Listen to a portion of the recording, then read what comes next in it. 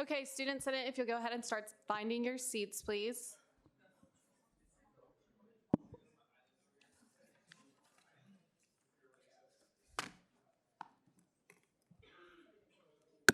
I now call this meeting of the Kansas State University Student Governing Association Student Senate to order. Please rise for the Pledge of Allegiance.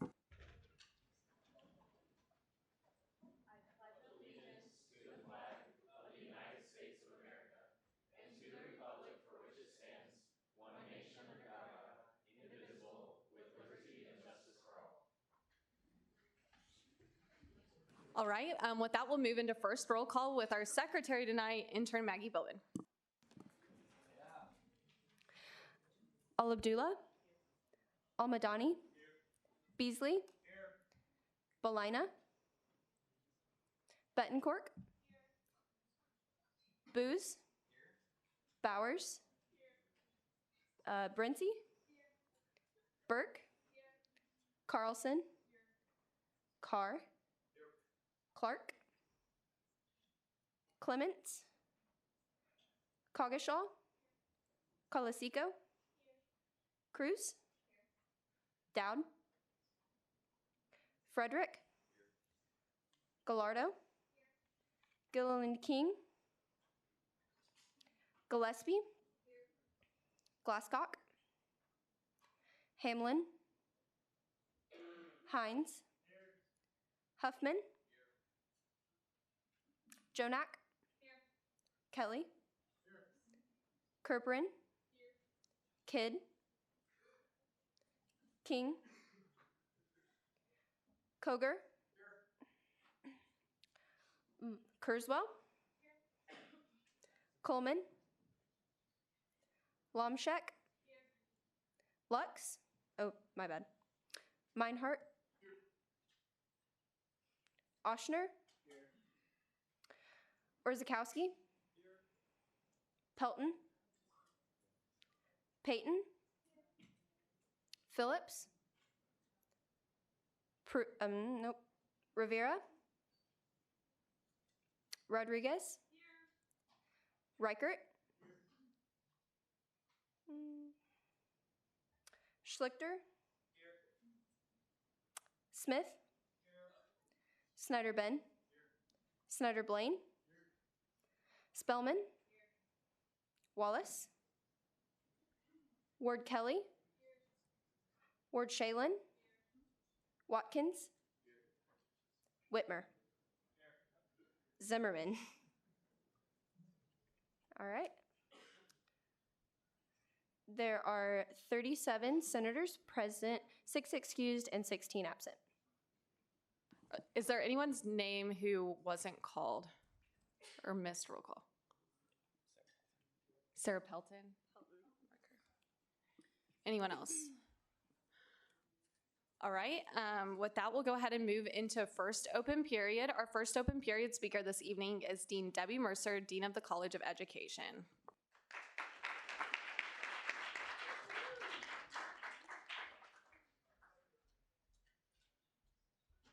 Okay, I heard cheers from a couple education majors, right?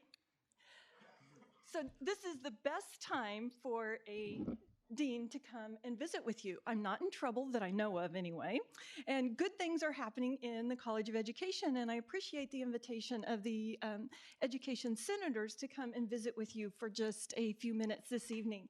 So my name is Debbie Mercer, and I was one of you. I was an undergraduate student at Kansas State University, and then I was a graduate student, and then I was a graduate student again. So my career path led me 4 times to a degree at Kansas State University. I'm not advocating for that, I'm just sharing my own path. And each time I needed to gain skills, add knowledge to my background, Kansas State University was there with the degree that I needed. And so I'm indebted to this institution. So it was an honor when I was invited to serve as the dean. And I take that responsibility very much to heart.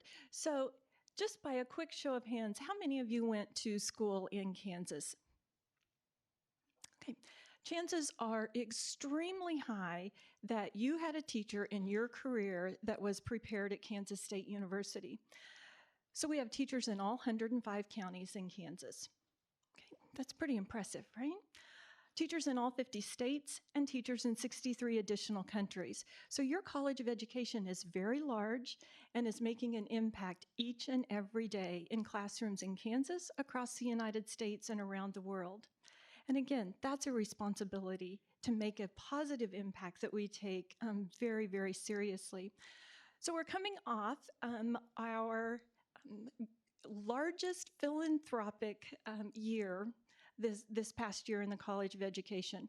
So in our last capital campaign in 10 years, the College of Education raised a little over $3 million. $3 million, 10 years campaign. Last year, $4.3 million donors and friends gave to the College of Education. So my math people, I know I have a bunch of social studies people in here, astronomical increase in the number of dollars that our donors are providing to students to help them with their educational experience too. So the number one thing I ask for is scholarships for students. The second thing I ask for is scholarships for students. And guess what the third thing I ask for is? Scholarships for students, because that is our greatest pressure and our greatest area of need in the college. And so we went from providing just a little over $100,000 from the College of Education in undergraduate student scholarships to well over $500,000 the last 2 or 3 years. So again, a huge increase in the amount of funding we're able to provide right back to our students. So we have donors that believe in the impact and believe in the work that's taking place in the college. So phenomenal research is taking place that's changing what's happening in schools. So when you went to school, from 8 to 9, you might have had math, and then from 9 to 10, you might have had English language arts. Everything was bound by time and content. And Kansas schools are changing because we're saying that does not meet the needs of every student. And so we're in the process in Kansas of reimagining what K-12 education can look like, and it is very exciting.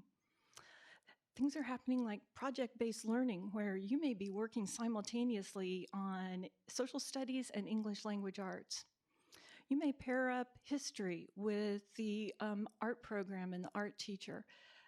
So we're starting to visualize schools more like we work, and that's very exciting. So the students we're producing and putting out into schools have to not only know their content, but they also have to be creative and strategic thinkers. So I frequently say teaching is not for the intellectually weak, and teaching is not for the emotionally weak. It takes a great deal of grit and determination paired with outstanding content knowledge, and then the ability to build relationships, because that's what teaching is all about. Building relationships with students, doing our very best to provide their needs, and then using that relationship to connect them to the content that we hold dear. So we call ourselves EdCats in the College of Education, and that's our promise to our students, right? So E is for an exceptional experience. We have students going to Ireland, England, Mexico, and Ecuador this summer on study abroad trips. And it's very important to us to provide those opportunities, and again, to help provide scholarship dollars to make that travel possible. And then we also put students not once, but multiple times in classrooms with master teachers so they can be practicing what they're learning in beautiful Bluemont Hall. No Snickers, right? Oh, you've seen Bluemont Hall, right? It's not the prettiest building on campus, but we say the beauty is all inside, and that's opening minds, and that's the work we do. D stands for dedicated faculty, and you'll find a faculty that is so committed to our students and to modeling what they want future teachers to look like. So we tell our students, it does not end when you walk across the stage at Bramlage Coliseum and I shake your hand, but we want to be there each and every step. That may be for a graduate degree, but that may be, I have this student and I really need help and support, or I'm having trouble getting this concept across. And our faculty are right there to provide that ongoing support during the first few years of teaching. Our C stands for connected community. And that's very important. We have 13 organizations within the College of Education for undergraduate students, But it's also important that we're connecting students early with fellow teachers from across the state and nation. That network is important those first few years that are so difficult. Our A stands for Advocates for All, and the College of Education has a very broad definition of diversity, and it is our underlying foundation that everyone is treated with respect and that each person is treated individually so that their needs can be met. And there's a great deal of work going on in the college around issues of diversity and inclusion. So about 10% of our students are military connected, about a third are first-generation college students, and about 13% are students of color. And it's important to us to provide programming and scholarships to encourage all of our students. T stands for technology. And technology is important. It's changing how we teach, it's changing how we learn, it's changing what's happening in classrooms. And so one way that we make sure that all of our students have equal access to technology is as they begin their professional block courses, we check an iPad out to them that they can use during their professional sequence of block courses. And that's important so that everyone has that device. It's used in classes and they can use it to develop their own lessons for the students in which they'll work. And then our S is most important, and that's student-centered. We have about 1,500 students working on an initial license, meaning their first teaching license. About 1,300 of those students are undergraduate students and about 200 are graduate students. So the College of Ed has 2 of the top 10 majors at Kansas State University in elementary education and secondary education. So it's those 1,500 teachers that are going to be the future of education and making a difference in classrooms. So I'd be happy to answer any questions that you have about the college or what our vision is or where we're headed. Any questions for Dean Mercer? President Penny. Being the only undergraduate college that does not have an additional fee tacked on, how do you make that work as far as the cost and affordability? And can you speak to that in your college? Absolutely. So like I said, scholarships are my number one area of emphasis as I talk to donors. And it's been very important to me to keep the fees that I have control over as affordable for students as I possibly can. And so I've held to no additional student fees. So I haven't had to come before you. And I'm not saying anything against colleges that have chosen to do that. We're each unique. We have unique needs, unique faculty. But philosophically, I don't want to be put in a position to do that. So I'm managing the resources that I do have. I'll say that the college is very innovative and very entrepreneurial. And as we move into an era with a new budget model, those are traits that are going to be more and more important. And we're building on the strengths that the college has in those areas. So we have niche programs that there are very few of across the nation, like in academic advising and community college leadership. And those programs can help balance out some of the programs where I might need some additional resources. So good financial management and a personal philosophy of absolute last resort, and I hope not under my watch do we have to talk about a fee for education students. Any further questions? Chair Oxnard.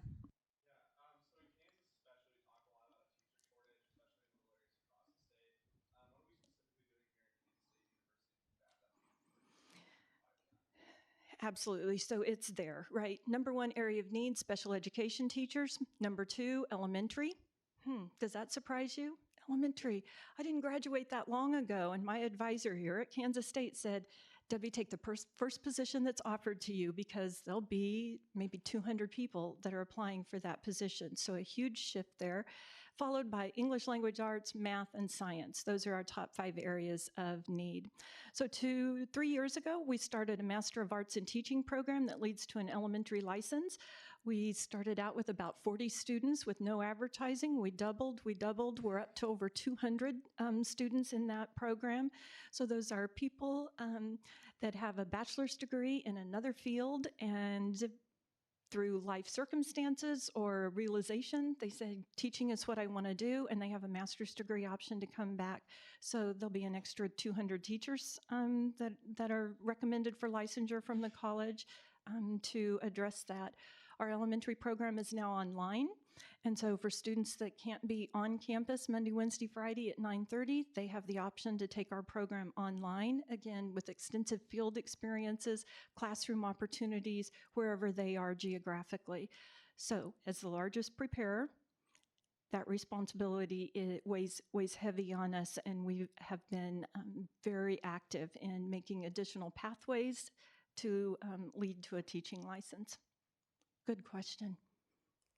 Any further questions for our speaker?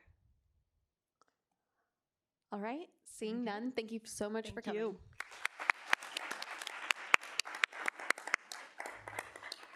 We also have an additional first open period speaker, which is Kelly Ferris, Director of the Center for Student Involvement.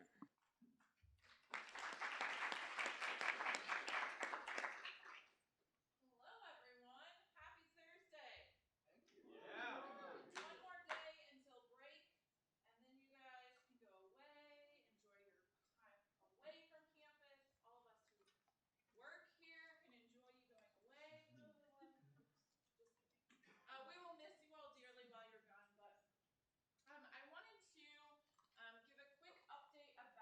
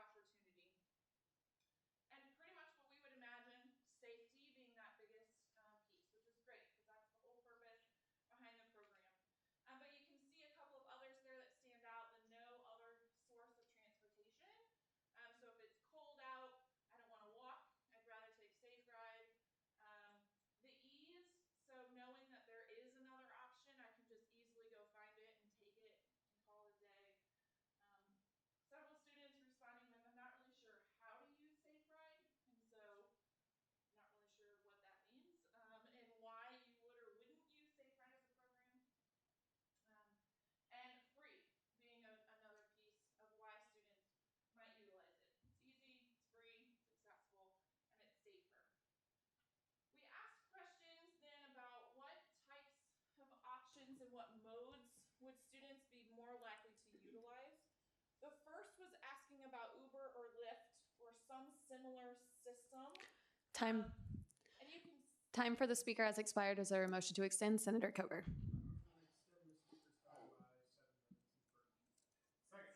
It's been moved and seconded to extend time for the speaker by 7 minutes and 32 seconds. Are there any objections? All right, seeing none, 7 minutes, 32 seconds. Thank you, Senator Koger. So again, here you can see safety is the number one reason why they would use Uber or Lyft instead of Safe Ride sponsored by Adibus. The other biggest things here were convenience. So a lot of responses in this question about it will pick me up where I say I'm at and it's going to drop me off where I say I need to go. It's more timely. There's no other sense of transportation, maybe where they're going.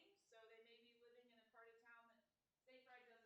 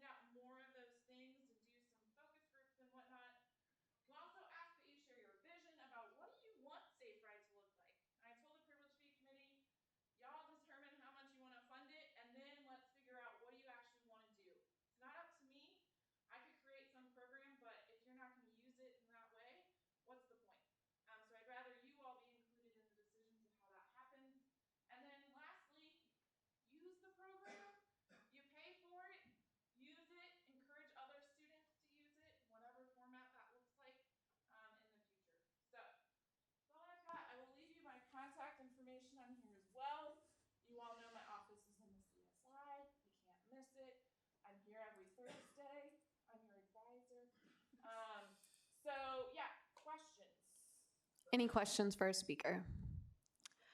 Senator Lumschick.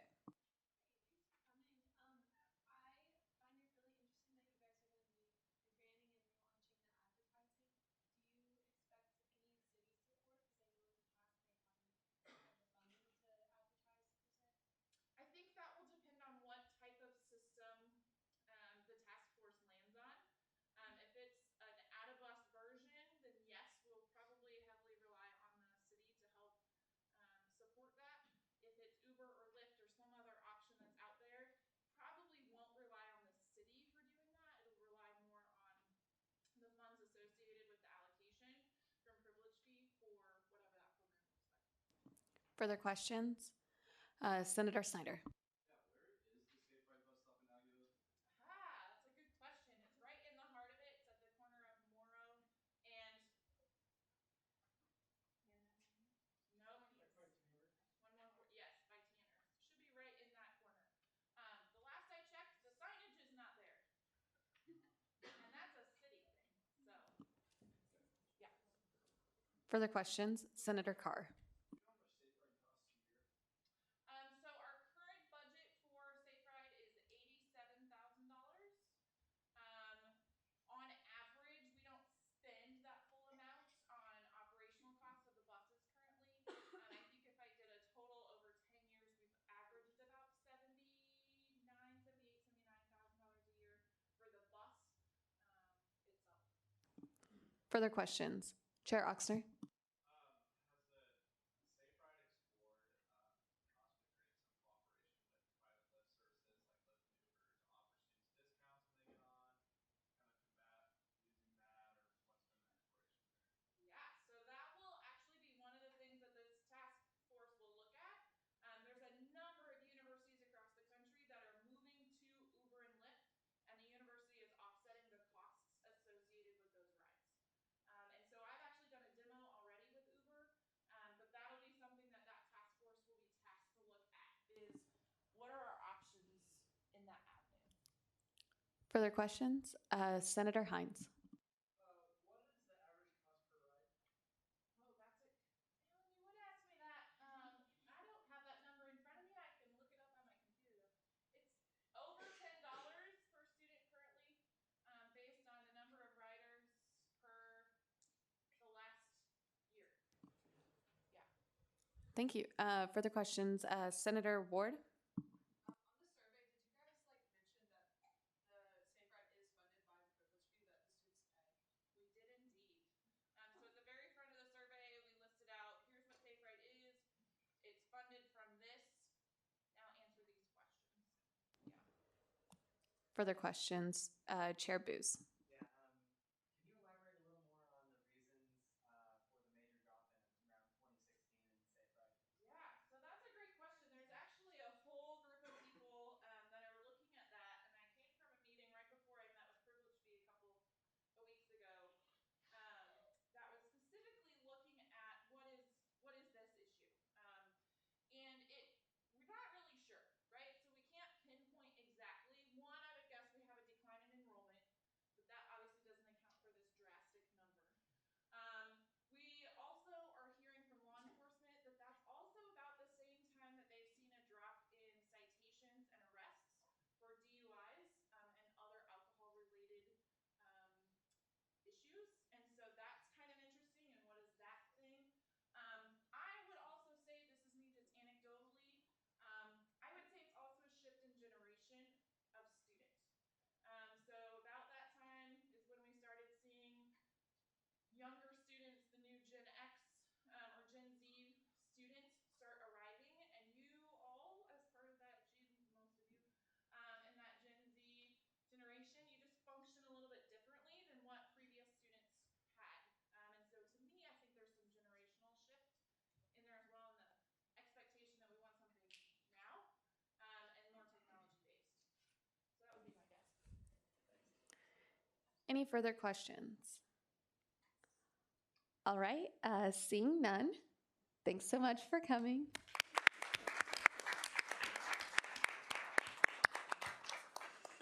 All right, with that, we'll move on to, I guess President Penny has an open period. So on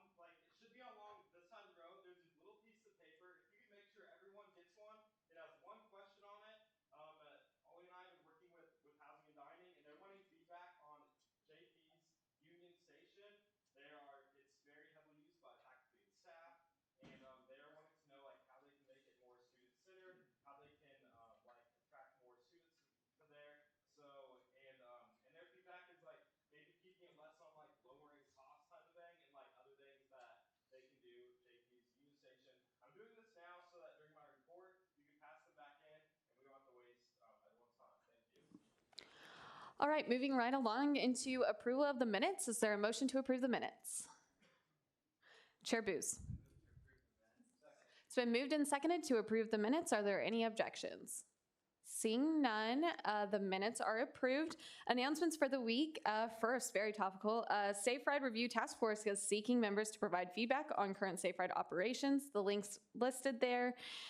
Second, an additional order for name tags will be placed tomorrow at 5 p.m. Fill out the form in the agenda. If you're interested in a $10 name tag, you must pay Nathan before your name tag is ordered. Third, as a member of SGA, you all qualify to order K-State Proud shirts early. They're $20 and the link to order is listed there. Proxies for the week are Bowers for Bond, Brincy for Cox, Cogshell for Seidel, Dowd for Jabin, Hines for Matos, Spellman for Clark, Watkins for Lux, and Whitmer for Proofs. 5 SGA members of the week are Caucus Leader Madeline Burke, Senator Cameron Coger, and Senator Bryson Meinhardt for being funding go-getters within their respective colleges.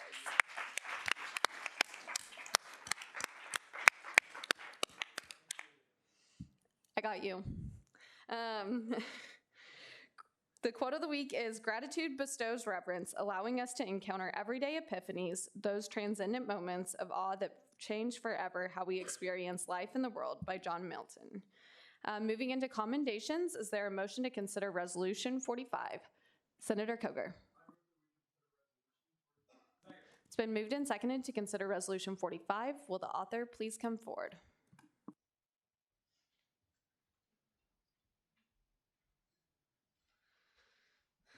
Resolution 19-2045, Commendation to Construction Management Competition Teams by Andrew Booz. Whereas on October 27th through October 30th, 2019, several student teams from the Kansas State University G.E. Johnson Department of Architectural Engineering and Construction Science participated in the Associated Schools of Construction Region 4 2019 Construction Management Competition in Nebraska City, Nebraska.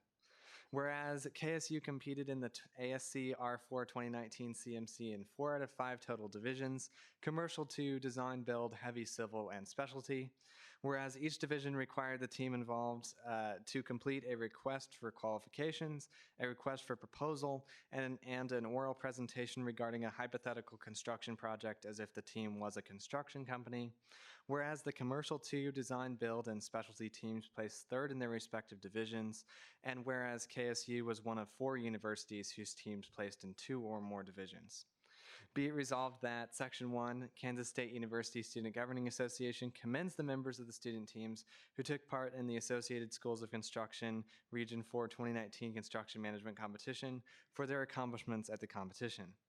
Section 2, which is very long, among passage by the Student Senate and signature of the Student Body President, a copy of this resolution shall be sent to Commercial Division 2 Coach Katie Laumiller, Assistant Professor of Architectural Engineering and Construction Science and Director of ASC Region 4. Commercial Division 2 team members Dawson Borcherding, I'm going to mess up so many names, Chance Braun, Tyler Collins, Jackson Riley, Alexis Sasunaga, and Sam Wohler. Design Build Division Coach Shannon K. Spear, Assistant Professor of Architectural Engineering and Construction Science. Design Build Division team members Jordan Brunk, Randall Amy Nguyen, Eric Peterson, Dan Staudenmeyer, and Matt Vaught. Heavy Civil Division Coach Jim Goddard, Professor of Architectural Engineering and Construction Science. Heavy Civil Division team members Patrick Davidson, Sam Haynes, Evan Mills, Tim Munson, and Tyler Newfield. Specialty Division Coach Jong Chul Song, Associate Professor of Architectural Engineering and Construction Science.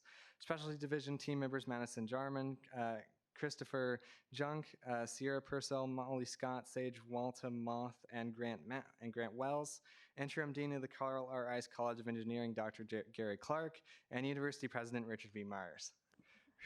Are there any questions or corrections for the author? All right, seeing none, is there a motion on this resolution?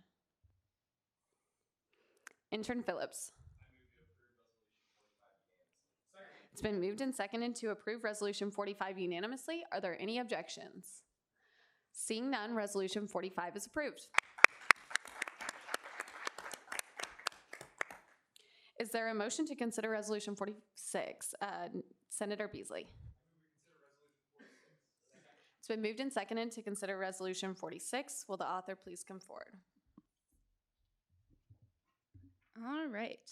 Resolution 19-2046, Commendation of Dr. T.G. Nagaraja by Madeline Burke. Whereas Dr. T.G. Nagaraja currently serves as a University Distinguished Professor of Microbiology in the Department of Diagnostic Medicine and Pathobiology in the College of Veterinary Medicine at Kansas State University.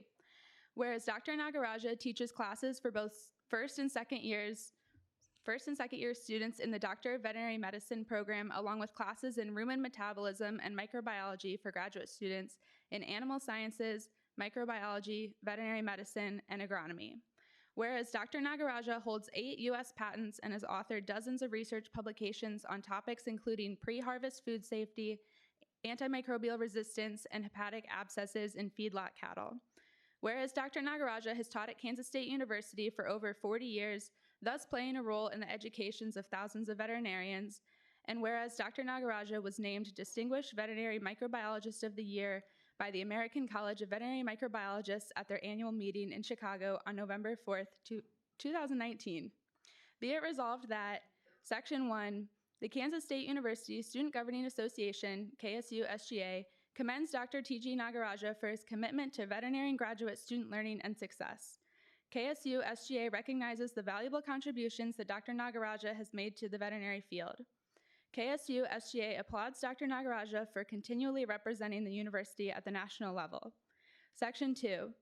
Upon passage by the Student Senate and signature of the student body president, a copy of this resolution shall be sent to Dr. T.G. Nagaraja, University Distinguished Professor of Microbiology, Dr. M.M. Changapa, University Distinguished Professor and Course Coordinator of DMP 812 Veterinary Bacteriology and Mycology, Dr. Derek Mosier, Department Head of the Department of Diagnostic Medicine and Pathobiology, Dr. Peggy Schmidt, Associate Dean for Academic Programs and Student Affairs in the College of Veterinary Medicine, Dr. Bonnie Rush, Dean of the College of Veterinary Medicine, and University President Richard B. Myers. All right, I have the correction of Section 2. Are there any other questions or corrections for the author? All right, seeing none, is there a motion on this resolution? Senator Coker. Resolution. It's been moved and seconded to approve Resolution 46 unanimously. Are there any objections? Right, seeing none, Resolution 46 is approved.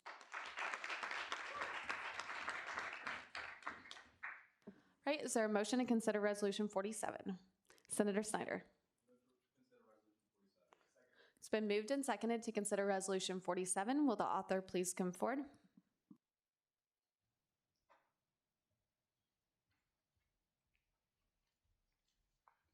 Also, ELF is a resolution. Does that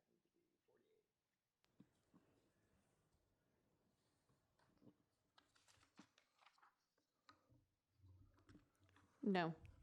Okay. All the commendations go together. Right. All right, so Resolution 19-2047, Commendation to Hack K-State by Andrew Roos. Whereas Hack K-State is a yearly hackathon hosted at Kansas State University, which brings high school and college students together to create unique and inventive software or hardware projects. Whereas Hack K-State is entirely student-run. Whereas Hack K-State 2019 was held in the College of Business Administration building from November 8th to November 10th, 2019. Whereas in 2019, Hack K-State had 270 participants from 11 universities and 20 high schools from 5 different states. Whereas this is a 36% increase from 2018, when Hack K-State had 198 participants. Whereas in 2019, Hack K-State had 64 projects demonstrated at the end of the hackathon. And whereas this is a 73% increase from 2018, when 37 projects were demonstrated. Be it resolved that Section 1, Kansas State University Student Governing Association commends Hack K-State for a successful, well-run event.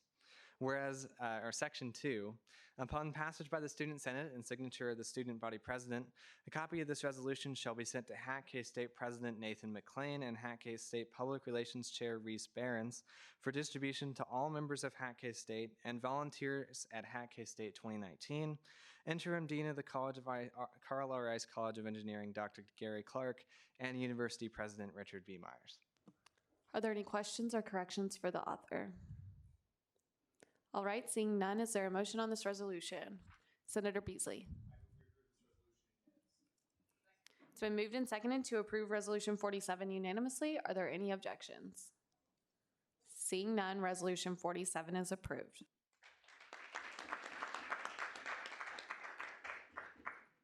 Okay, with that, we'll move into committee reports. Are there any committee chairs that would like to give a report? Chair Booz.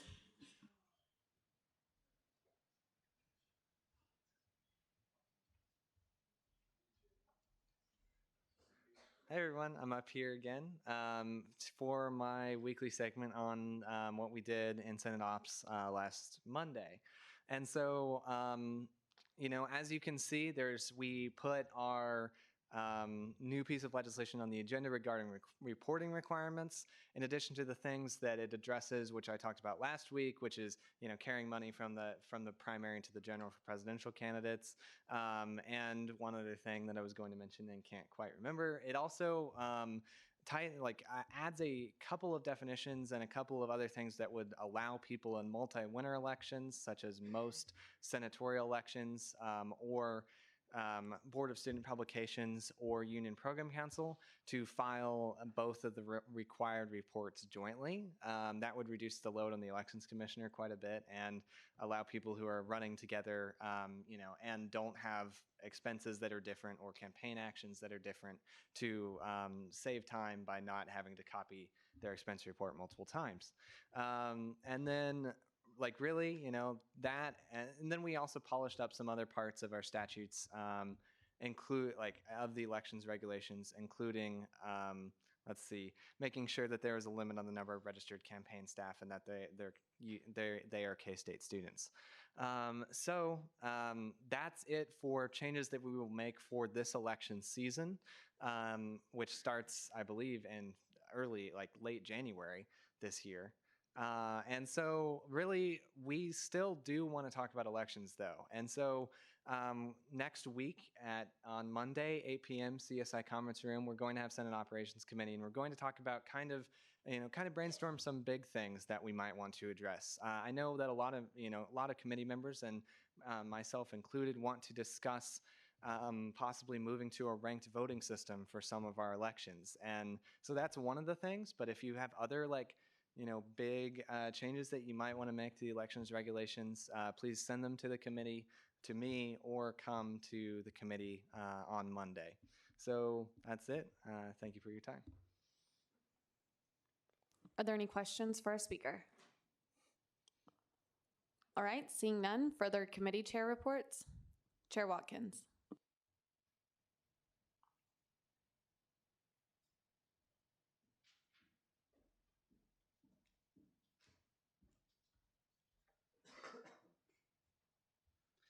Hey, so yesterday, me and Jansen went and presented to, actually it was Tuesday, went and presented to the City Commission about a couple things that we kind of addressed as good takeaways and action steps following the Safe Housing Summit.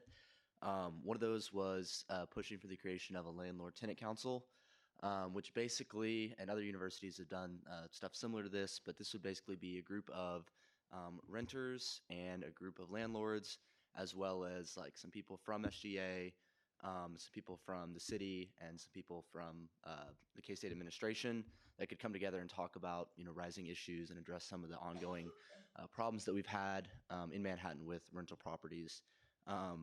They like that idea, so that's going to continue to be in the works. It's going to fall under as an advisory council, which the city has probably somewhere in the range of 15 to 25-ish of those, and they cover a variety of different topics.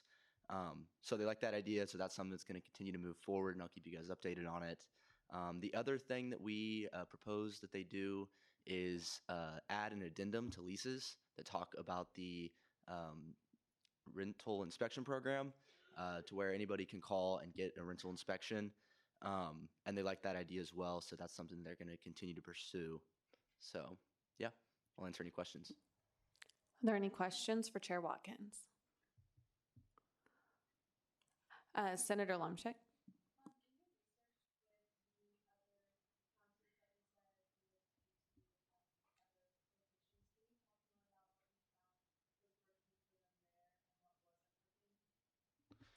Yeah, so do you mean like off campus as a whole or like a?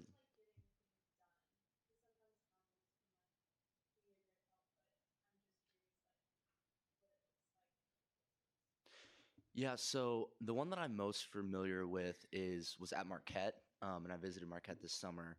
And while we were having our conference, they were having a meeting at the same time, so I didn't get to sit in and hear exactly how that meeting went and what issues specifically they were addressing.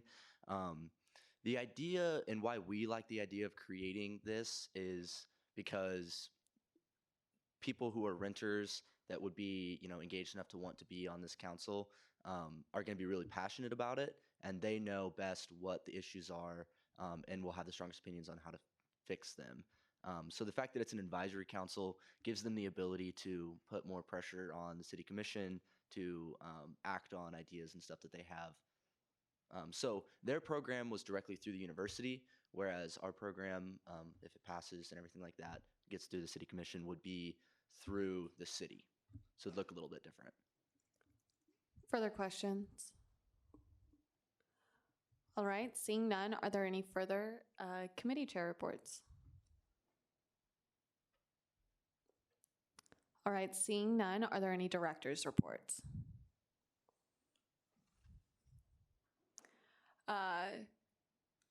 Intern Coordinator Colburn.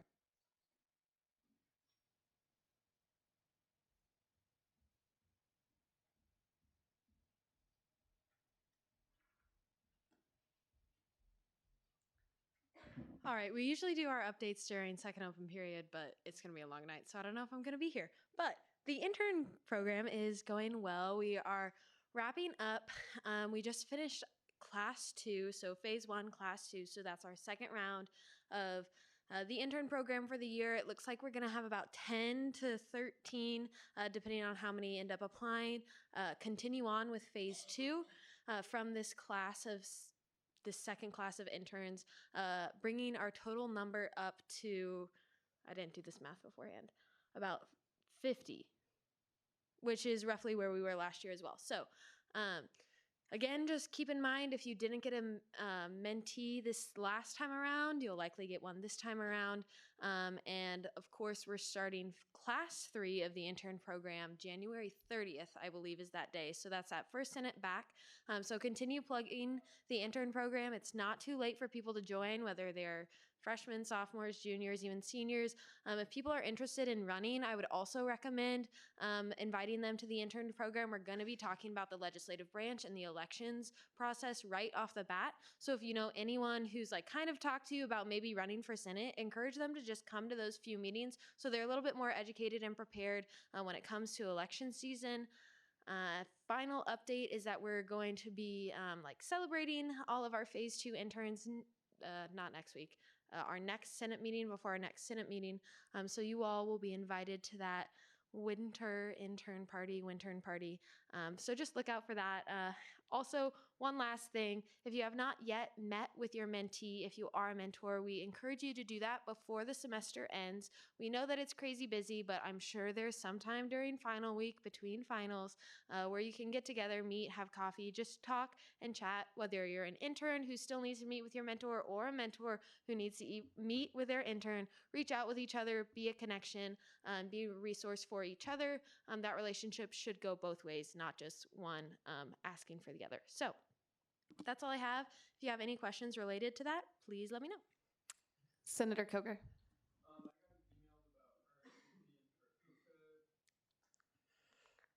I'll talk to you about that afterwards. All right, further questions?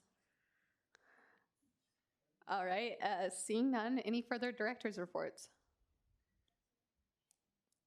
President Penny.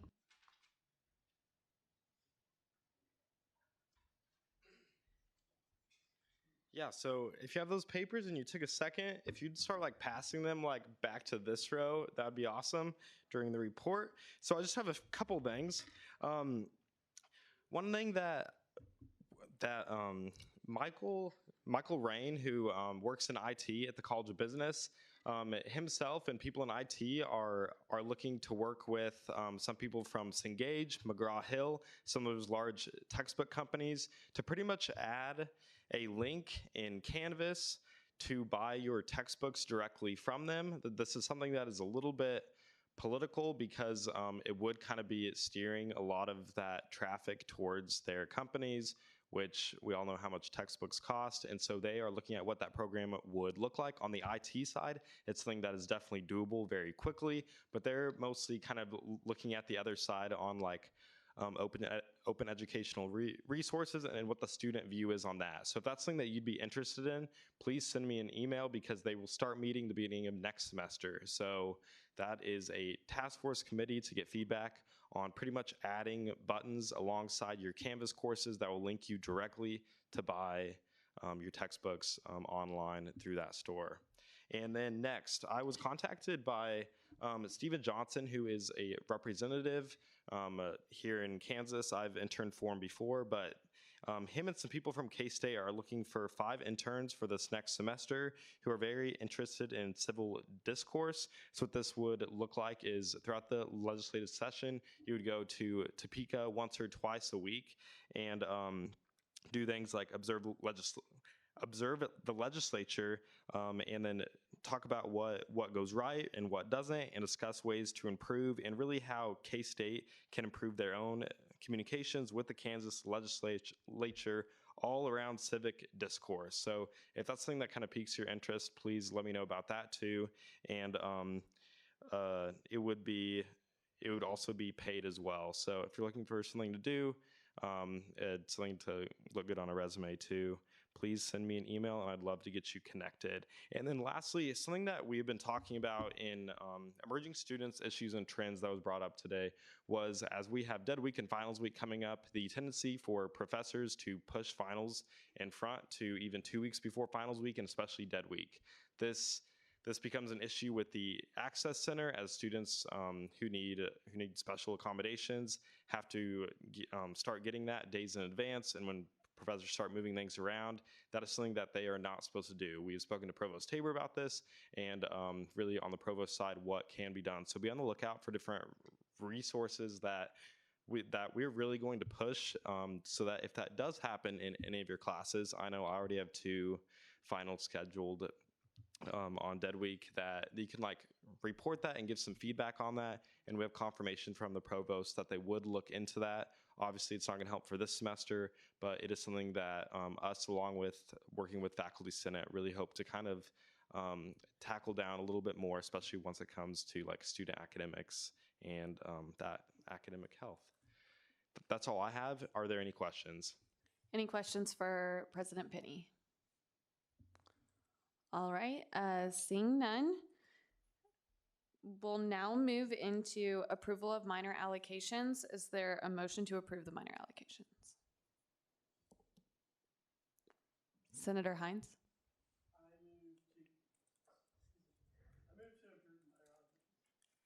It's been moved and seconded to approve the minor allocations. All those in favor, say aye. Those opposed, same sign. Right, motion carries. The minor allocations are approved. We'll next move into final action. Will the author of Bill 55 please come forward?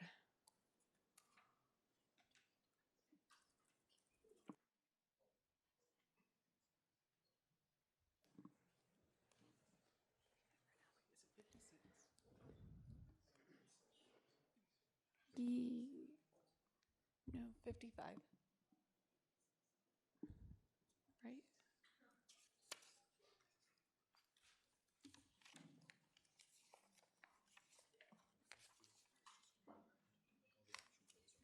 Oh, okay. Yeah, it's 66. Senator Koger.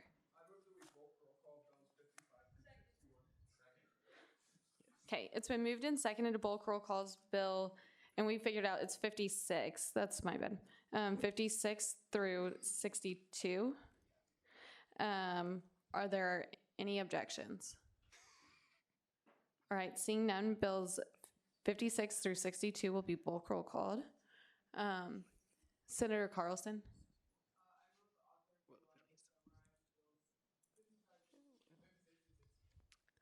The bills actually aren't read in final action, so. Have any changes been made? No. All right, first right to debate. Okay, so this is the travel allocation to the American Society of Civil Engineers. So they'll be taking a group down to Detroit, Michigan. They're going to go to the American Society of Civil Engineers Student Leadership Workshop, and they're going to take a trip and tour some of the sites around there with different civil engineering opportunities. So it'll be a great opportunity for them. So we allocated them $400 because they're taking 4 students. All right, are there any questions? All right, seeing none, is there any debate in the negative? Any debate at all? All right, seeing none, Bill 57, have any changes been made? No.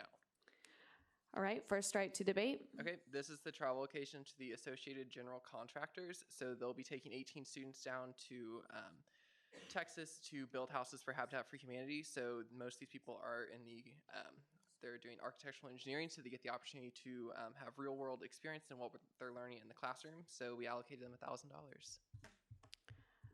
All right, are there any questions? Is there any debate in the negative? Any debate at all? All right, seeing none, Bill 58, have any changes been made? No.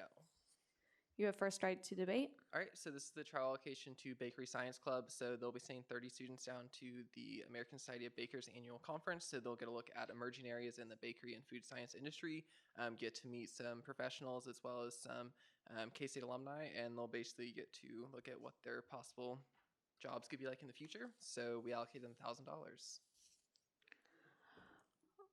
All right, are there any questions? Any debate?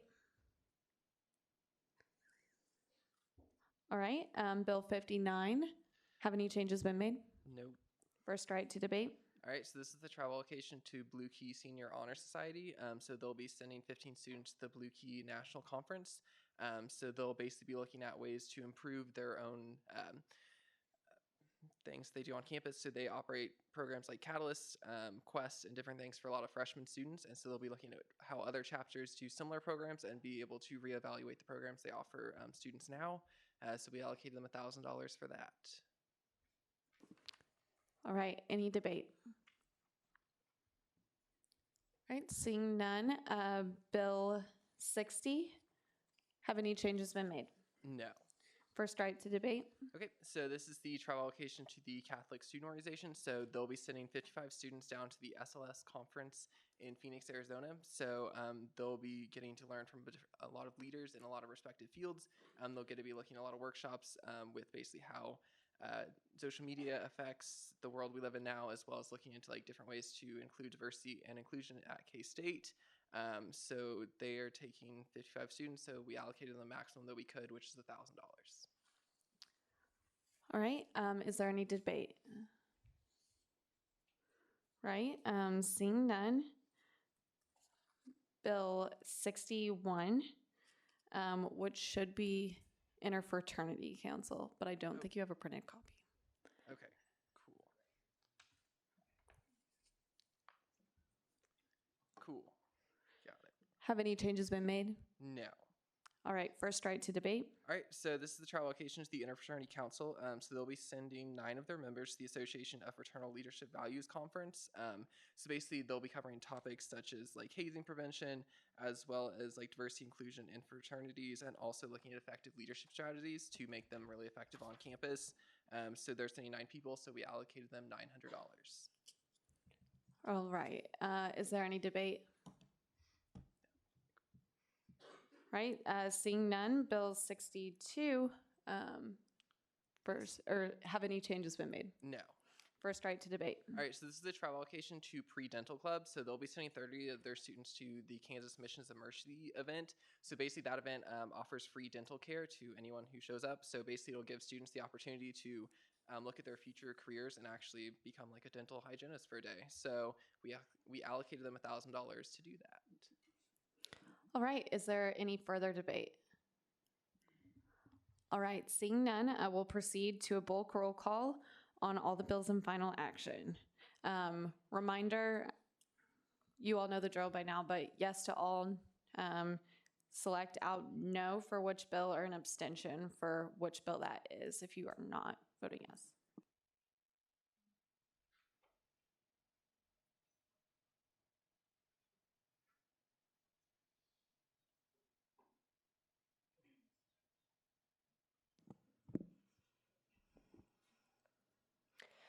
Al Abdullah? Al Madani? Beasley? Belina? Betancourt? Bond? Booz? Bowers? Brinsey? Burke? Carlson? Carr? Clark? Clements? Coggeshall? Colasico? Cruz?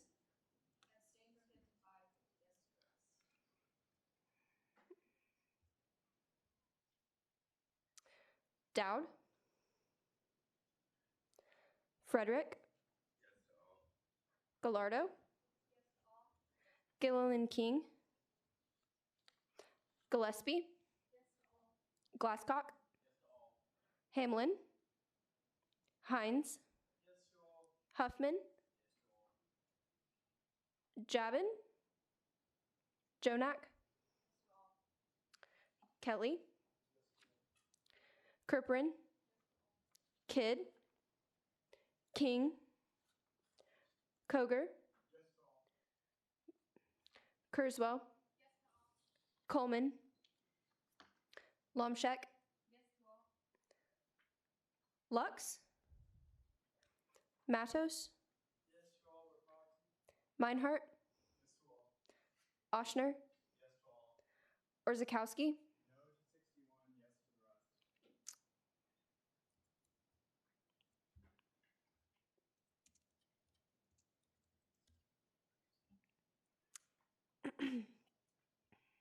Pelton? Peyton?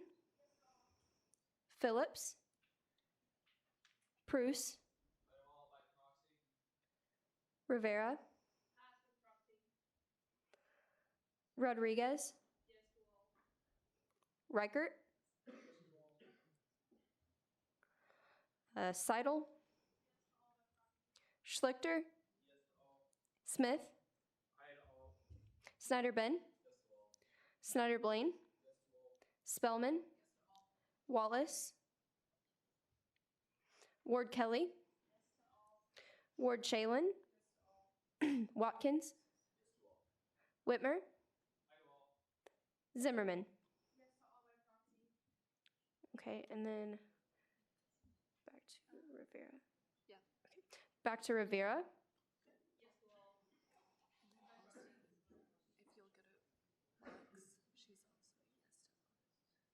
Watkins, confirming your proxy vote for Lux.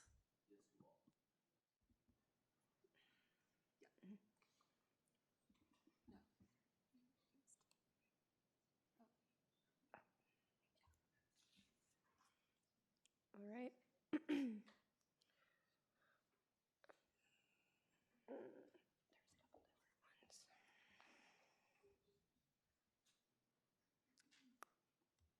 Sorry.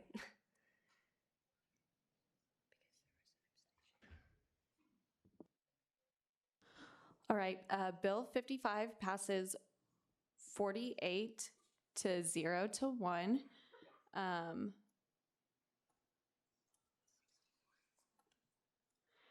then Bill 61 passes 48 to 1 to 0, and the rest passed unanimously 49 to 0 to 0. Are there any questions on that? Thank you all for your patience with me.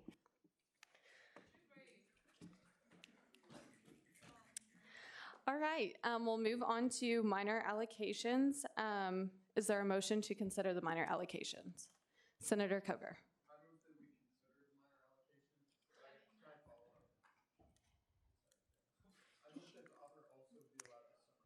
We do not read minor allocations in introduction. Okay. Bill 62, on-campus allocation to Gender Collective requested $125, recommended $125. Bill 63, on-campus allocation to Gender Collective, also requested $125, was recommended $125. Those are separate allocations because they're occurring for two events on different days, just to clarify. Bill 64, on-campus allocation to the Veterinary Medicine Surgery Club, requested $500, recommended $500. Moving into introduction of legislation, is there a motion to consider Bill 65?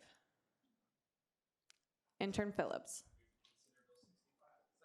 It's been moved and seconded to consider Bill 65. Will the author please come forward? Now would be that motion to summarize. Senator Beasley. It's been moved and seconded to allow the author to summarize. Are there any objections? Seeing none, you may summarize.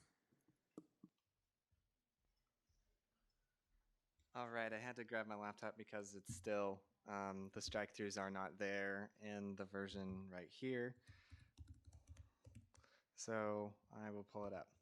All right, so this is, the amendments to the Kansas State University Student Governing Association statutes concerning reporting requirements. This was polished by Senate Operations Committee over the past 3 weeks-ish. And so I'll just kind of paraphrase the whereas clauses and then walk through the rest of the document. So first, just remarks that, SGA elections have often been controversial, and the Student Senate in both last term and this term has passed resolutions that will call for elections reform. And so this is just Senate Operations Committee carrying that out. And then during the 2019 elections, expense reporting requirements were consistently a source of tension and controversy. And so, first we made sure that registered campaign staff would be reported on the campaign action report and won't be expensed. That's for presidential and VP tickets. We also changed expense limits to allow presidential campaigns to bring money into the general election from the primary should they win it. So the requirement is they can only spend up to $300, or they can only give themselves up to $300 in the primary and up to $600 overall. And so, that's what the new requirement is. And then it also allows in multi-winner elections, so if there's multiple seats that are open for election that are equivalent, such as, the College of Engineering has 11 seats, and so that would be a multi-winner election. You can, and if you're basically running jointly, you can file jointly as well now. And then finally, it just polished some things up overall. And so, the first edition is on line 114. It adds the definition for a multi-winner election. There's a minor change in section 2 on line 123. It updates the stickers and buttons portion and updates references to various other things in the elections regulations. In section 4, it changes those expense requirements, including the presidential ticket requirements. And then section 5 is the meat of it, where we pulled out a lot of the common requirements for both of the reports that are required, put them in the new section A, then removed those from section B, as well as modifying them to make them more consistent. And then we also made sure that if you have a contractually obligated cost that you will pay after the expense reporting deadline, such as Facebook ads, those will now be allowed as long as you put them on the expense report, because you still have to do that. So I believe that's all the changes. And then we also made sure that, on the campaign action report, you should report campaign actions that you are planning that would occur after the report submission deadline, and a list of your campaign staff in there that you want to register. So I believe that's it. If you have any questions, please ask today or via email or next Senate. Are there any questions for the author? Intern Phillips. I have a correction. Okay. Line 14, I don't know if you already have this, but it should be 19, 2016, not 19, 16. Yes, that is correct. Any other questions or corrections? All right, seeing none, is there a motion to consider Bill 66? Intern Phillips? Second. It's been moved and seconded to consider Bill 66. Will the author please come forward? Senator Hines.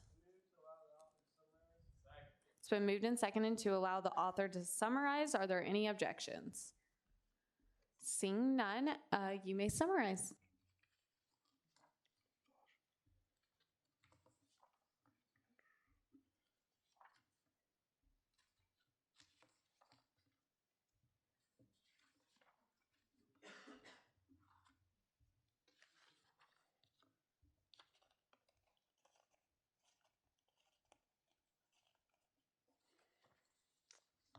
All right. Hello, Student Senate. To start off with, I do have a few corrections to be made.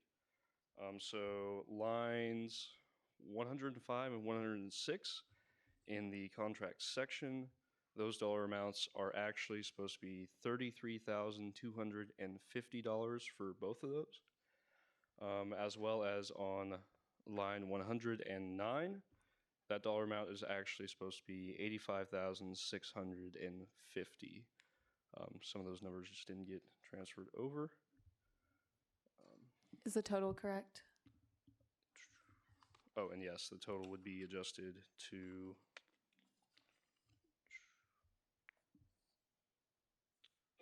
$32,000 or $327,700. Wasn't that the old amount? You're right. $304,000 and 100. My bad. Okay, thank you. Awesome. All right. So I will probably go through most of these whereas clauses just in a summarized form. In a couple of things to keep in mind. So the Privilege Fee Committee voted to pull the fine arts fee from cycle actually at the end of last school year, so right before the summer. And this is also a one-year contract. So just a couple of things to keep in mind. If you have questions regarding those, ask me at the end. So one of the first whereas clauses to take note of is that the previous allocation was $327,700. We decided to make just a few adjustments, so that's increases and decreases of different accounts under here. So some of those that we deemed that were fully utilizing their allocated amounts and still providing benefits to students are Ebony Theater, the International Student Center, and the English Department. So we decided to grant those ones a continuance. Looking at the departments of Architecture, Planning and Design, the Art Department, and Student Organizations, we determined we're underutilizing their budgets to some degree and are granting a decrease.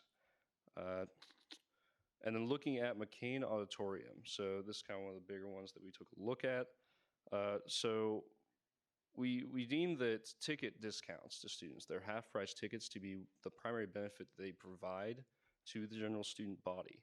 And looking into their actual value usage of that, so they only provide around $60,000 in actual value of discount to students, compared to their individual allocation of $105,000.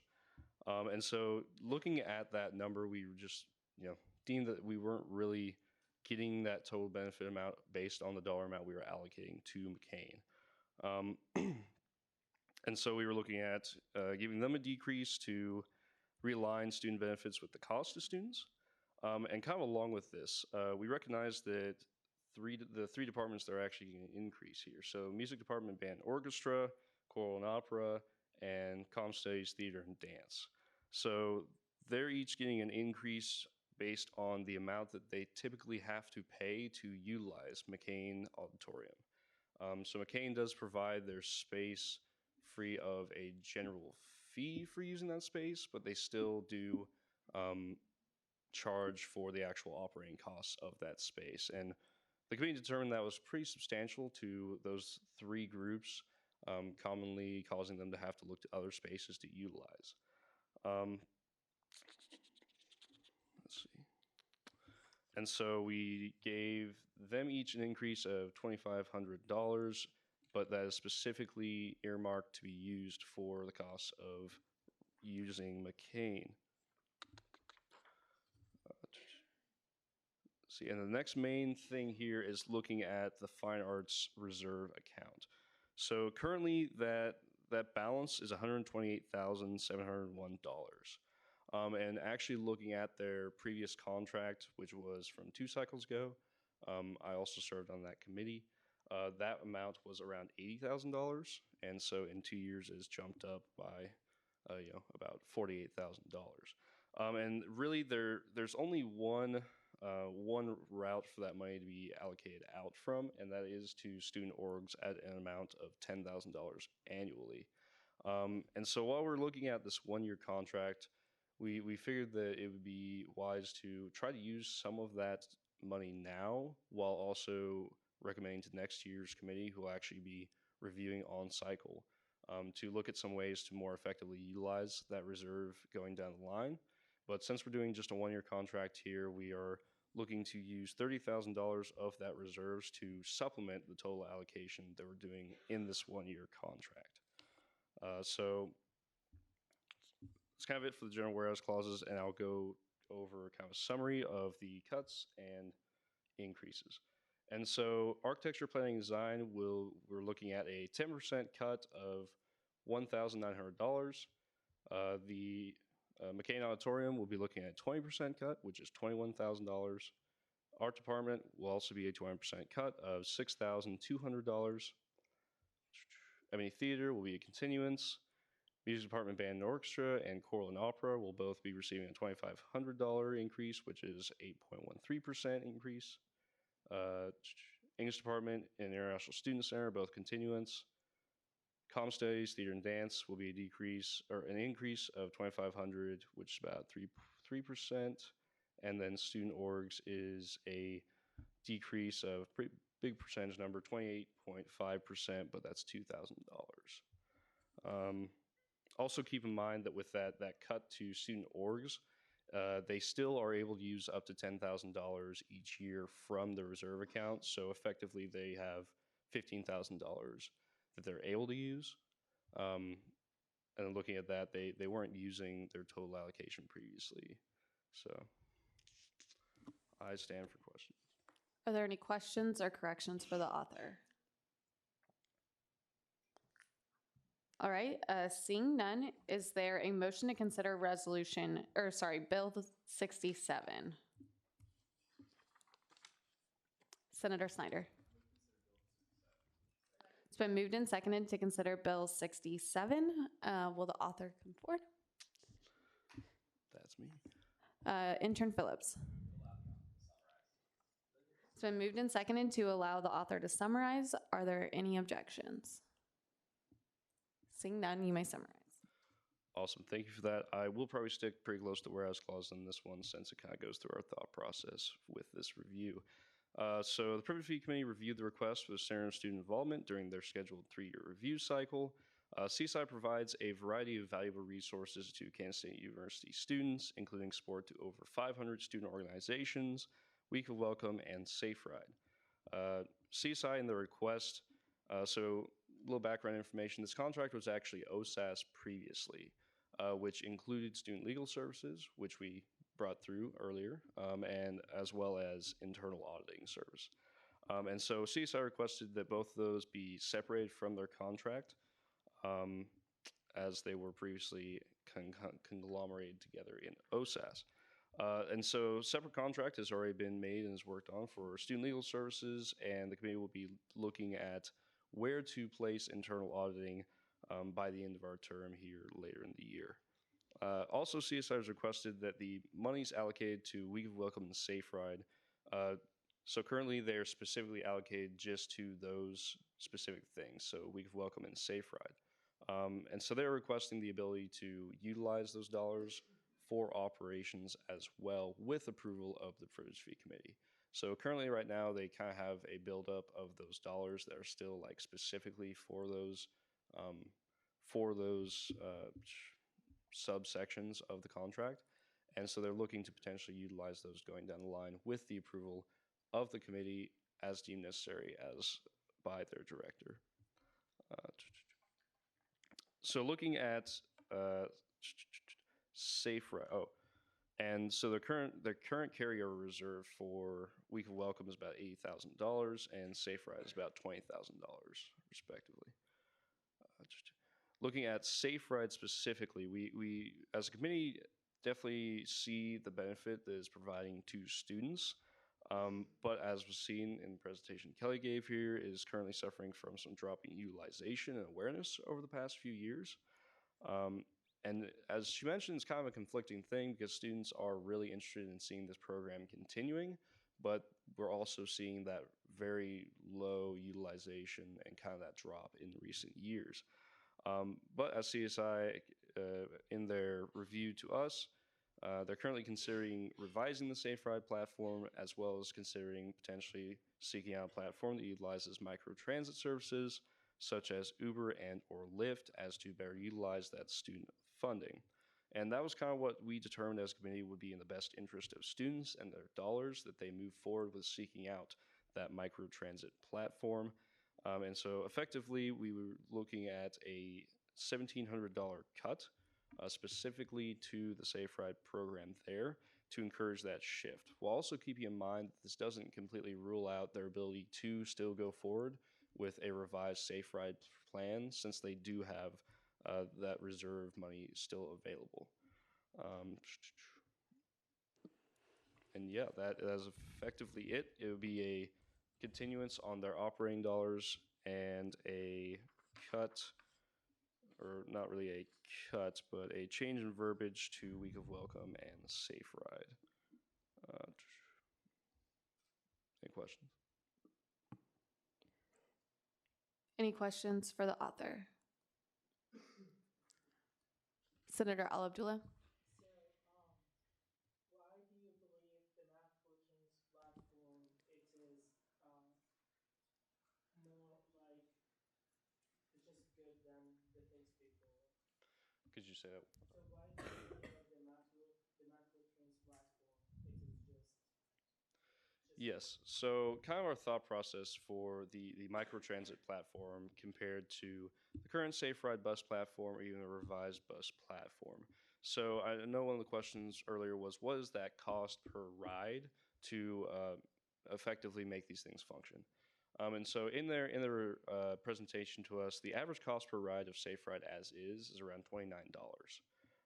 Their revised platform ideas will be about $15. But the Uber Lyft determined cost per ride is around $10 per student. And so just looking at that specifically, we would see a really good increase in effective utilization of those student dollars, as well as the increased convenience that students would be able to realize by the fact that, they don't have to necessarily figure out the specific bus routes that those buses run. They can be picked up from virtually anywhere. I mean, most of us, at least in our opinion, do utilize Uber or Lyft at some point. They're familiar with that service. They feel more comfortable in utilizing that necessarily compared to a bus service. And yeah, kind of that combination of that more effective usage of student dollars as well as that convenience to students. Yep. Any further questions? All right, seeing none, is there a motion to consider?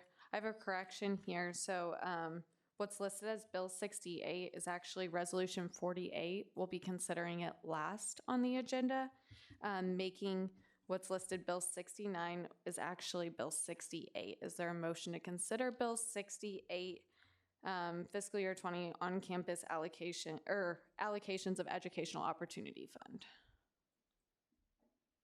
Bill 68. Okay, Senator Beasley. It's been moved and seconded to consider Bill 68. Will the author please come forward? So, are you on EOF? Yes. Okay, so we're moving forward with, I said two separate things, sorry. Bill 68, which is on-campus allocation to international justice. You're last, I'm so sorry. Chair Booz.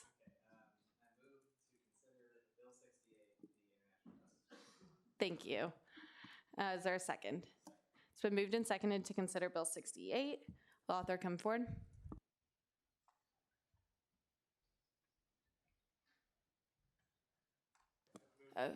Senator Smith. I move we allow the author to summarize. So motion to allow the author to summarize. A second. It's been moved and seconded to allow the author to summarize. Are there any objections? Seeing none, you may summarize. So this is Bill 68. Okay. Yeah, so the International Justice Mission is a newer organization on campus, but they reached out to us and hope to hold a pop-up thrift shop seeking donations to fight human trafficking. So that's one of their major aims. They requested $250, and we recommended $250 for their event. Right, are there any questions? Chair Booth. More of a friendly amendment, hopefully. Can we add on line 18 / hanger rental, because it wasn't, I believe it wasn't just promotional materials that they were asking the 250 for. Okay. Or, add the topic, the other topics. Is that correct? Yeah, that'd be fine. They are renting. Yeah, that would be you. The funds would be applicable to renting hangars or racks. Okay. Any further questions or corrections? Caucus Leader Burke.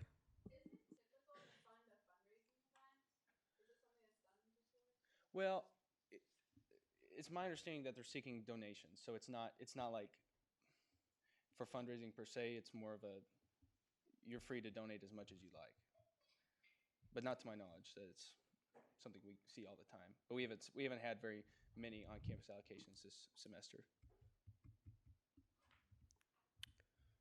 Any further questions? All right, seeing none. Is there a motion to consider is there a motion to consider Bill 69 on-campus allocation to VetMed Theriogenology Club? Senator Meinhardt. It's been moved and seconded to consider Bill 69. Will the author please come forward? All right. Did we say that word right, Madeline? Theriogenology. So the Theriogenology Club informed us that theriogenology, for those of you that don't know, is the study of the reproductive systems of animals. Is that correct? Yes. Yeah. Very interesting topic and content. But we were pleased with their presentation. They hope to hold a sort of dialogue with Dr. Jason Herrick, who's he works at the Omaha Zoo, and so they just want to bring him here to campus. So they requested $300 for his fees and travel, and we recommended $300 for this event. All right, are there any questions or corrections for the author? Caucus Leader Spelman. I am just about to get there. Further questions? Chair Booth. Oh, yeah. Voice as a whole. And so I proposed some sort of amendment, a friendly amendment to do that. So I'm not entirely sure that that would be at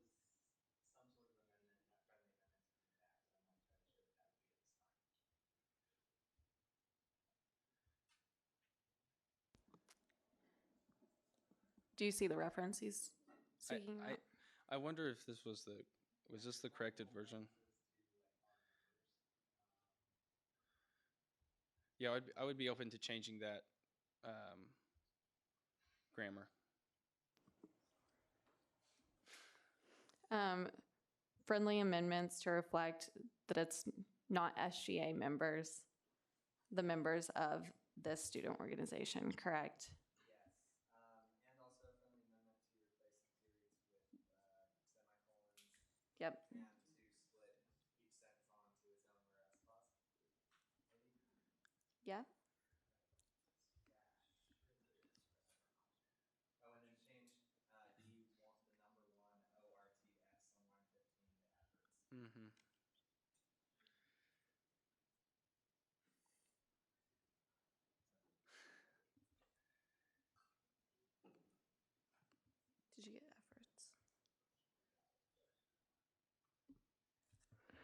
Okay. I think we've got them all. So we'll have the addition to line 7. This will be informative for the members of the student organization who are interested in. And then the separation of each sentence into their own whereas clause with the semicolons and corrections to the spelling of efforts. And yeah, line 17 also has an R in language reference, so that would be. Okay. Could you tell would you mind addressing when this organization applied?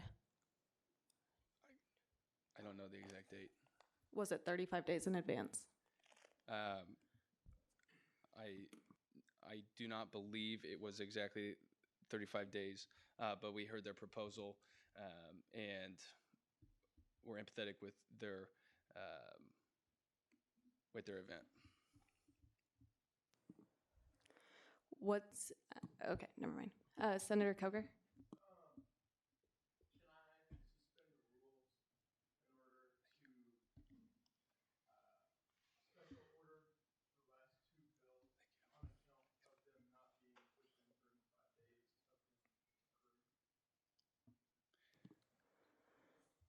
Is there a second to suspend the rules and special orders bills 68 and 69?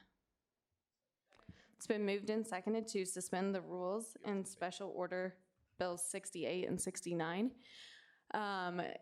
Senator Coger, that's a debatable motion, so you'll have first right to debate.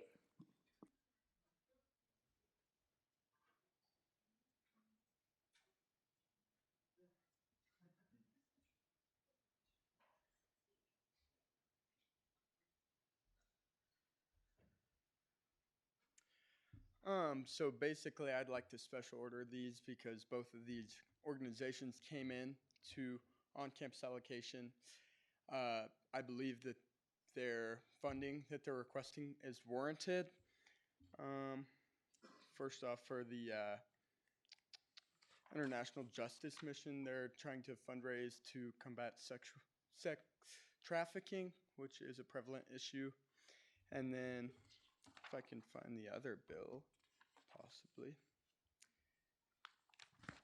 Anyways, both of them are good bills with good value to the students that would be adhering to them. So I'll stand for questions. Are there any questions? Senator Kelly.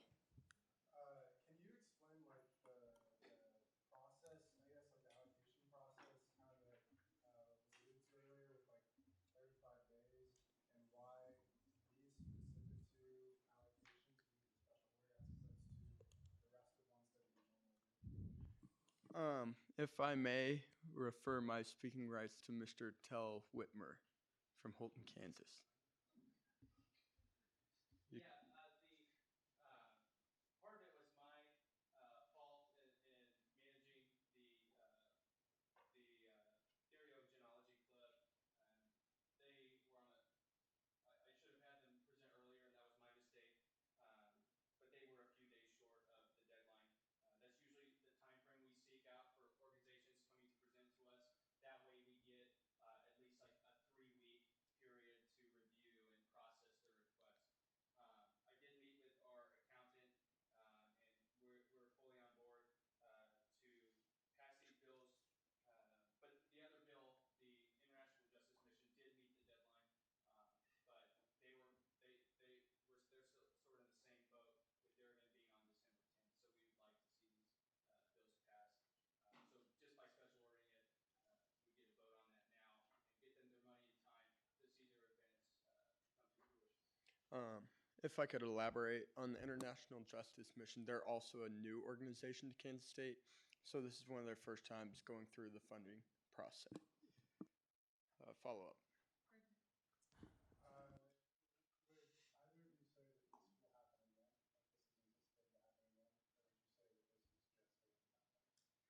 is anticipated to happen again? Or would you say that this is just a one-time thing? I mean, from the management standpoint, it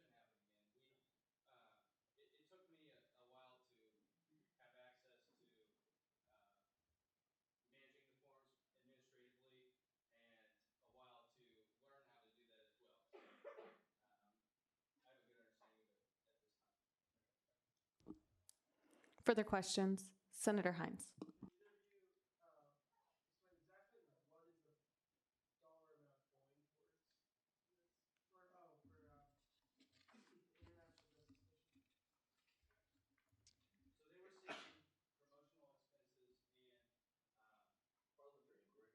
Yes.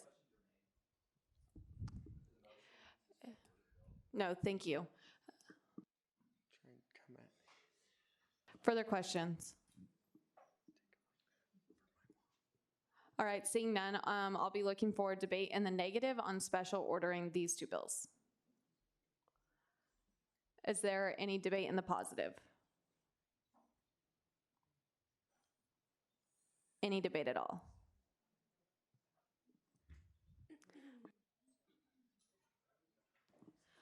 All right, with that, we'll go ahead and vote. Or sorry, is there any debate at all on the special order? All right, all those in favor of special ordering Bills 68 and 69, please raise your right hand. Yeah, proxies, both hands. Those opposed, same sign. All right, the motion to special orders carries. And with that, I'll be seeking debate on Bill 68, so International Justice Mission.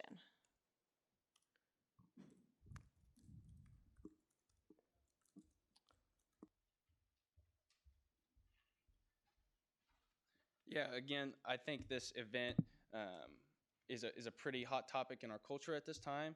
And as a new organization, we'd really like to see their first event go smoothly. All right, any questions? Senator Hines. Can you explain there exactly what they're seeking money for? Yeah. So their main request was for promotional expenses, and then they were also looking for racks and hangers for clothing and items.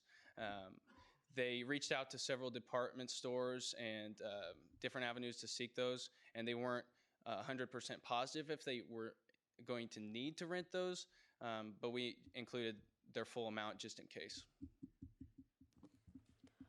All right, any further questions? Chair Booth.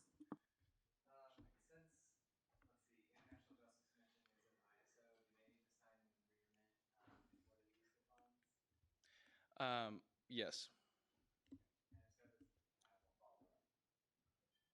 Granted. No.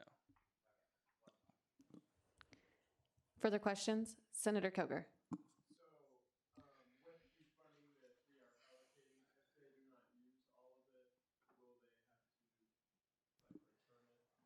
Yeah, exactly. So they, if you don't use your funding, you have to return it to SGA and the account. Further questions? Senator Hines. Does on-campus have, is there anything within the on-campus standards that say that they can or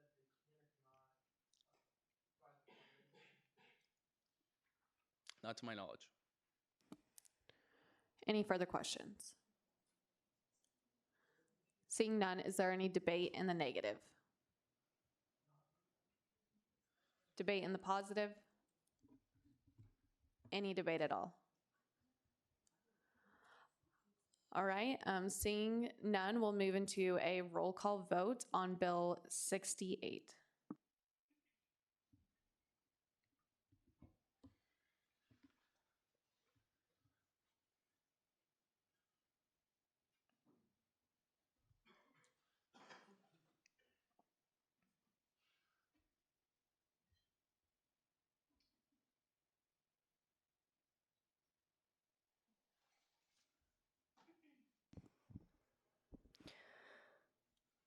Al Abdullah, Al Madani, Beasley,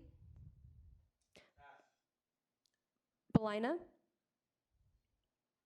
Betancourt, Bond, Booz, Bowers,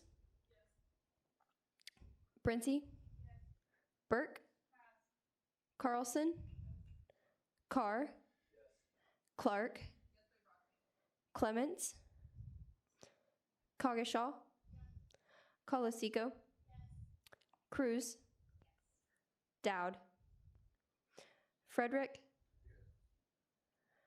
Gallardo, Gilliland King, Gillespie, Glasscock, Hamlin, Hines, Huffman, Jabin, Jonak, Kelly, Kerperin, Kidd, King, Koger, Kurzweil, Coleman, Lomchek, Lux, Matos, Meinhardt, Oshner, Orzakowski, Peyton, Pelton, Phillips, Bruce, Rivera, Rodriguez, all right, Reichert, Seidel, Slichter, Smith, Snyder Ben, Snyder Blaine, Spellman, Wallace, Ward Kelly, Ward Shalin, Watkins, Whitmer, Zimmerman. Okay, we'll go. Thank you. We'll go back up to passes. Beasley? Booz? Burke? Dowd?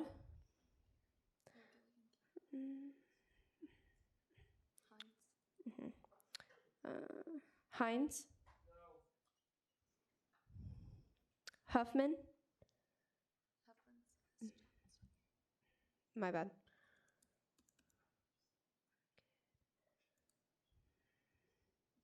Coleman?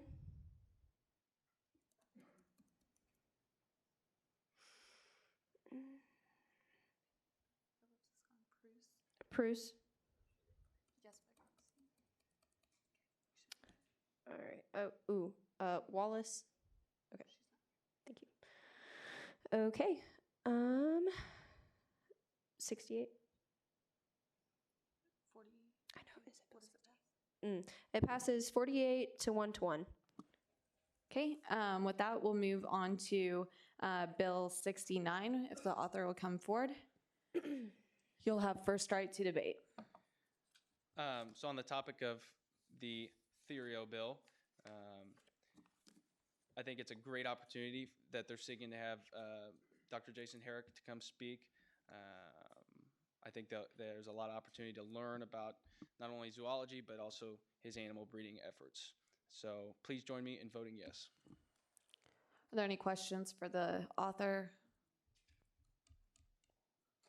Is there any debate? Senator Carlson? Mm-hmm.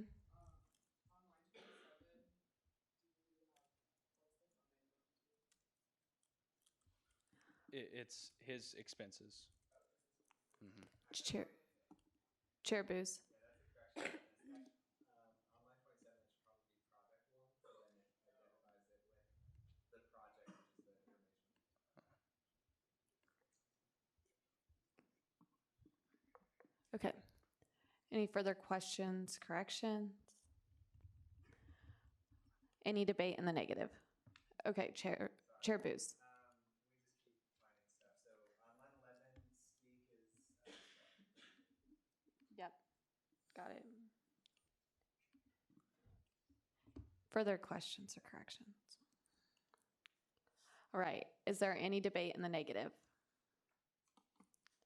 Any debate at all? All right, seeing none, we'll proceed to a roll call vote on Bill 69. Almadani. Al Abdullah. Sorry. Beasley. Belina. Betancourt. Bond. Booz. Bowers. Brenty. Burke. Carlson. Carr. Clark. Clements. Coggeshall. Colasico. Cruz. Dowd. Frederick. Gallardo. Gilliland King. Gillespie. Glasscock. Hamlin. Hines. Huffman. Jabin. Jonak. Kelly. Kerperin. Kidd. King. Koger. Kurzweil. Coleman. Lomshek. Lux. Matos. Meinhardt. Oshner. Orzakowski. Pelton. Peyton. Phillips. Bruce. Rivera. Rodriguez. Reichert. Seidel. Slichter. Smith. Snyder Ben. Snyder Blaine. Spellman. Wallace. Ward Kelly. Ward Shalin. Watkins. Whitmer. Zimmerman. All right.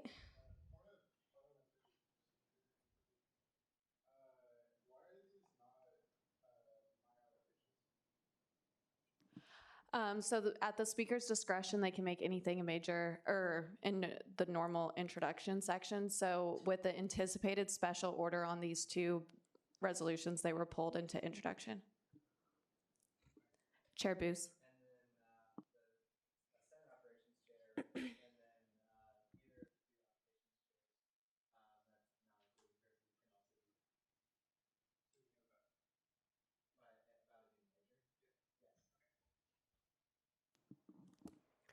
All right, this passes 48-0-0.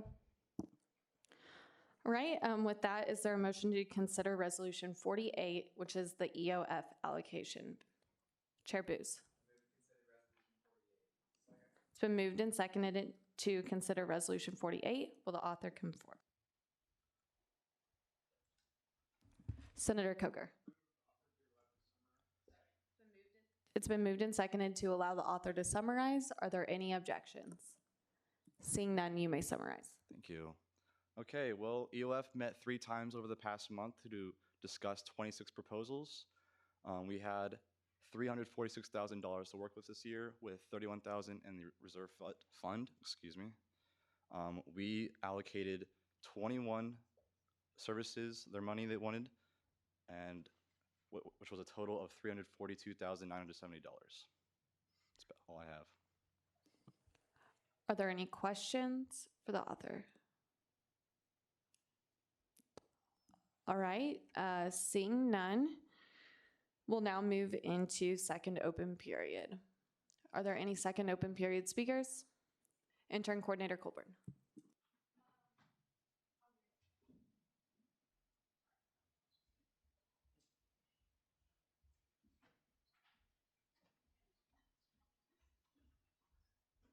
This is unrelated to the intern program or SGA, but I mentioned something about this a few weeks ago. But International Service Teams is a really unique program and opportunity at K-State. It's through the Staley School of Leadership Studies. That application deadline was extended to be December 4th, so that's a Wednesday after we get back from break. It's a really cool program. You study abroad in one of 5 sites. You don't study. It's a service learning experience, in one of 5 sites abroad: Kamakwa, Paraguay, the Khartoum, the Gambia, the Dominican Republic, Neri, Kenya, and then Ocean View, South Africa. You're there for 8 to 10 weeks engaging in service and community learning. And it has a class involved with it in the spring semester. So if you're looking to pick up a few hours and just generally learn about like global issues and service, it's really cool. I did it this past summer. I went to the Gambia for 8 weeks and had a life-changing experience. That site focuses on environmental issues. The other sites generally focus on like children's issues in service, and South Africa focuses on like tons of different things. But any major is welcome and can bring different skills to the table. And it's a really cool summer thing that is really unique to K-State. And if you're still looking for something for the summer, I think it's the best way to spend a summer, especially like if you don't already have an internship or something lined up. It essentially is an internship with a nonprofit abroad. So if you're interested in nonprofit or government work or just like international work, can't recommend it enough. I'm also a student coordinator for it. So if you have any questions, I'm a great go-to person. You can also find stuff online. Sorry, that was long. Any questions? All right, seeing none, for their second open period, Chair Booth.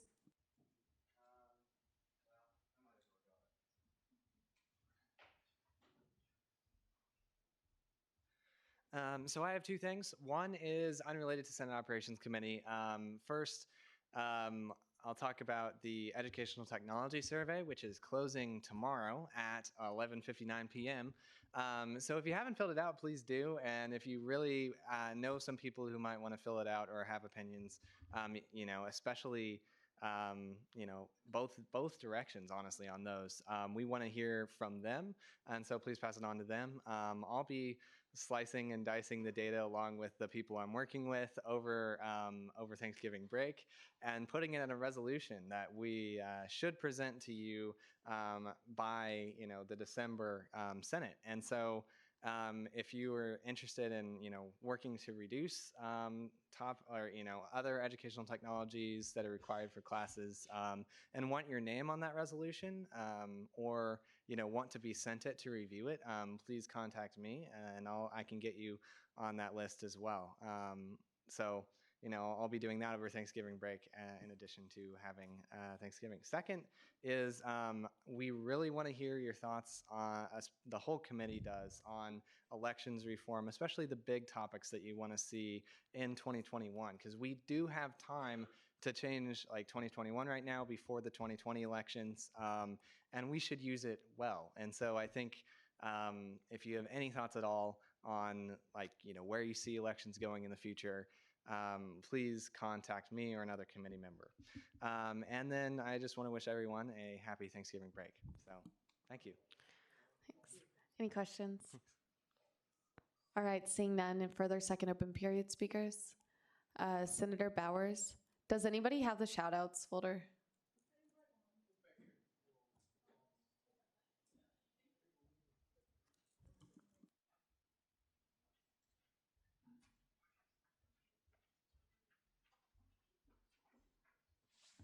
Hey, Olivia's gone tonight, but she also wanted me to tell you that there are like pumpkin muffins in the back to be like a cute, thankful snack. I don't know.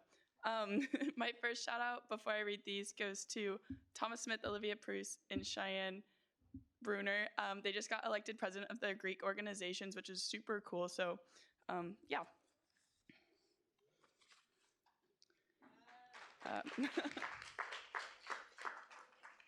Shout out to Senator Spellman. I think her bravery to call us out at the end of Senate will make us a better Senate as a whole. You rock, dude. Senator Mary Kurzweil had a research project get funded. Whoop, whoop. Riley. Jeff, nice tie. Jansen, I move we adjourn. Cameron, you the man. Shout out to Tell for looking fantastic. Thomas Reichert for being a G. Shout out to Maggie for filling in for Nate tonight. Andrew Booz, you make my heart beat faster then your pace on elections reform. Will you go to prom with me? CG.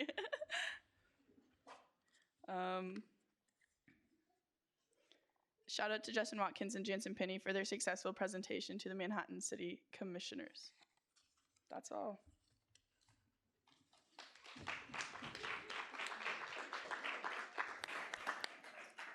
Right, any further second open period speakers? Right, if not, reference of legislation, Bill 65 will be referred to Senate Operations Committee, 66 and 67 to Privilege Fee Committee, and Resolution 48 to Senate Executive Committee. And with that, we'll move into second roll call. All right. Al Abdullah, Al Madani, Beasley, Belina, Betancourt, Bond, Booz, Bowers, Brincey, Burke, Carlson, Carr, Clark, Clements, Coggeshall, Colasico, Cruz, Dowd, Frederick, Gallardo, Gilliland King, Gillespie, Glasscock, Hamlin, Hines, Huffman, Jabin, Jonak, Kelly, Kerprin, Kidd, King, Koger, Kurzweil, Coleman, Lomshek, Lux, Matos, Meinhardt, Orzakowski, Oshner, Orzakowski, Pelton, Payton, Phillips, Rivera, Rodriguez, Reichert, Slichter, Smith, Snyder Ben, Snyder Blaine, Spellman, Wallace, Ward Kelly, Ward Shalin, Watkins, Whitmer, Zimmerman. All right. Okay, there are 41 senators present. All right, with that, I'll now be seeking a motion to adjourn. Senator Koger.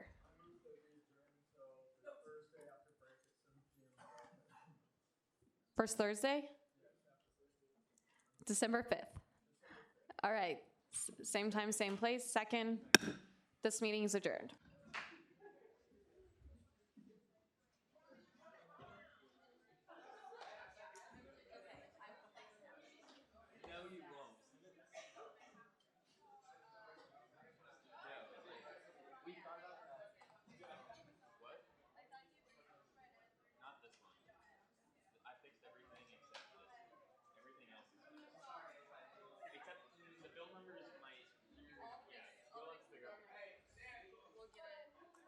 That was choppy. It was my fault.